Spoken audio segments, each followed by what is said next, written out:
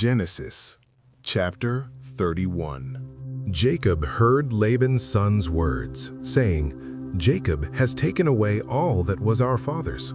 He has obtained all this wealth from that which was our father's." Jacob saw the expression on Laban's face, and behold, it was not toward him as before. Yahweh said to Jacob, "Return to the land of your fathers and to your relatives, and I will be with you."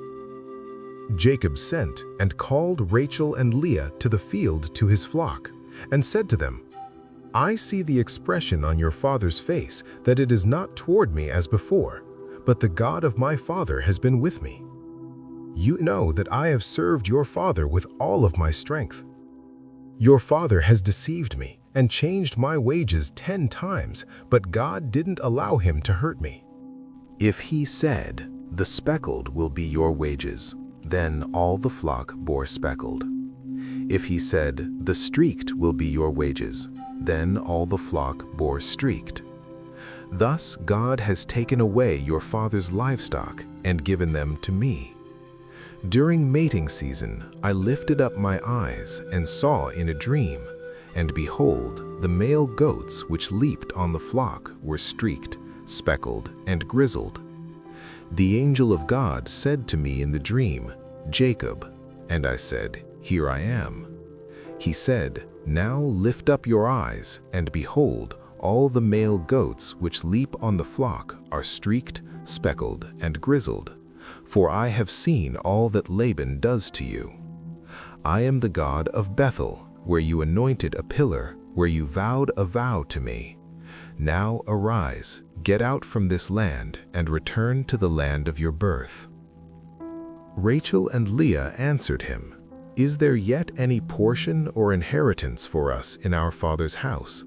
Aren't we considered as foreigners by him? For he has sold us and has also used up our money.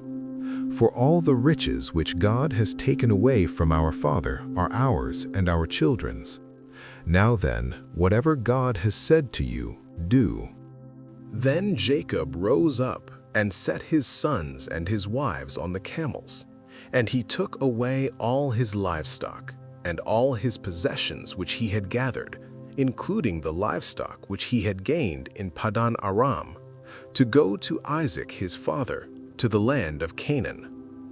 Now Laban had gone to shear his sheep, and Rachel stole the teraphim that were her father's.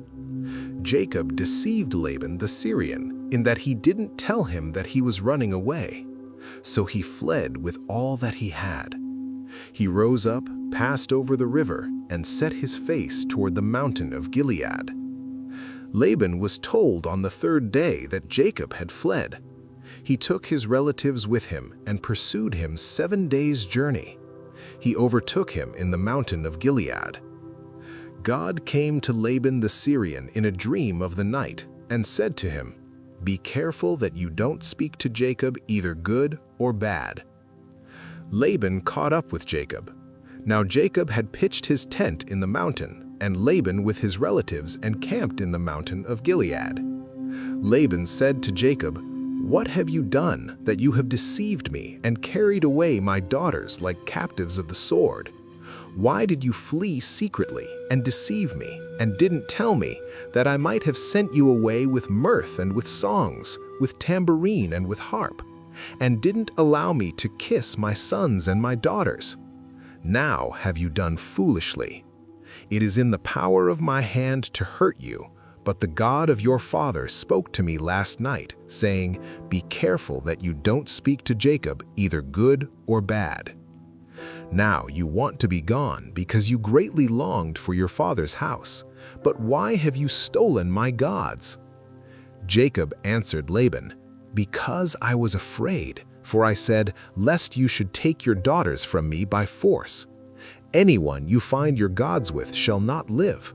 Before our relatives, discern what is yours with me and take it." For Jacob didn't know that Rachel had stolen them. Laban went into Jacob's tent, into Leah's tent, and into the 2 female servants, but he didn't find them.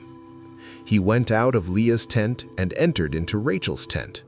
Now Rachel had taken the teraphim, put them in the camel's saddle and sat on them. Laban felt around all the tent but didn't find them.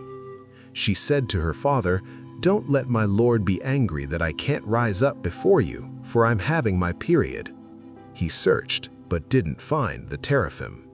Jacob was angry and argued with Laban. Jacob answered Laban, "What is my trespass? What is my sin that you have hotly pursued me? Now that you have felt around in all my stuff, what have you found of all your household stuff? Set it here before my relatives and your relatives, that they may judge between us two. These 20 years I have been with you. Your ewes and your female goats have not cast their young, and I haven't eaten the rams of your flocks.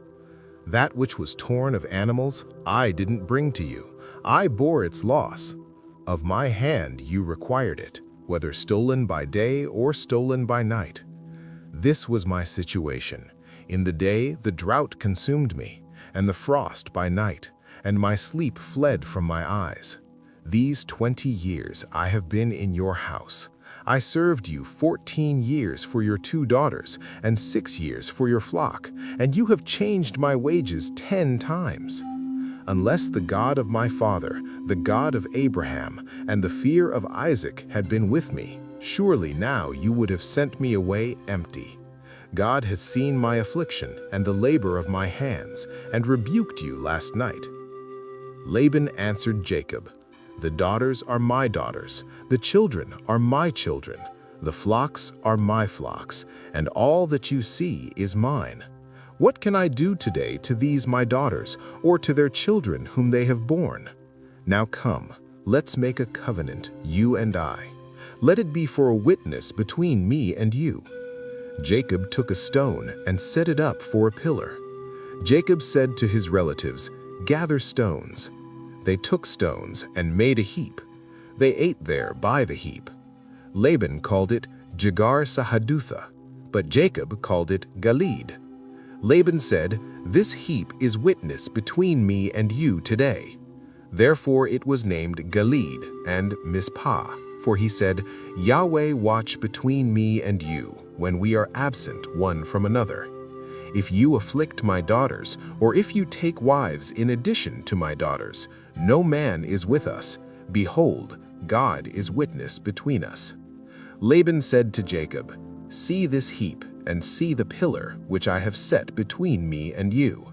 May this heap be a witness, and the pillar be a witness, that I will not pass over this heap to you, and that you will not pass over this heap and this pillar to me for harm. The God of Abraham and the God of Nahor, the God of their father, judge between us."